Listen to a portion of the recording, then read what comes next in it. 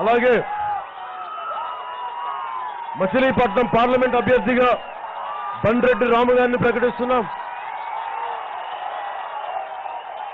రాజకీయాల్లో కొత్త తరం రావాలి.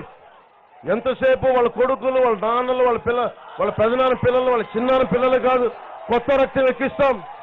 అమెరికాలో ఎంబీఏ చేసి ఉద్యోగం చేస్తూ స్వదేశ్లో షారుఖ్ ఖాన్ లాగా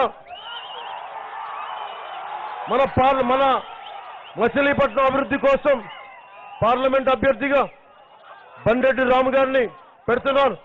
మీకు అందుబాటులో ఉండే వ్యక్తి.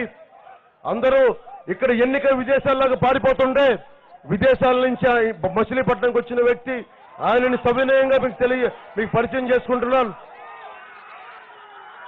ఎందుకు చెప్తున్నానంటే మనకి నర్సాపూర్ నుంచి మనకు కావాల్సిన రైల్వే లైన్ రావాలి అంటే పార్లమెంట్లో బలంగా మాట్లాడగలగాలి. బలంగా మాట్లాడగలిగే వ్యక్తి, ఒత్తిడులకి లొంగని వ్యక్తి, మంచి బలమైన కెరీర్ని వదులుకొని వచ్చిన బండ్రెడ్డి రాము గారు. వారిని సవినయంగా తెలియజేస్తున్నాను మిమ్మల్ని. మీరు బలంగా భారీ మెజారిటీ తోటి వారిని గెలిపించండి. ఎందుకు రైలు రాదో కేంద్ర ప్రభుత్వం మెడలు వంచి మనకు రైల్వే లైన్ తెప్పిద్దాం.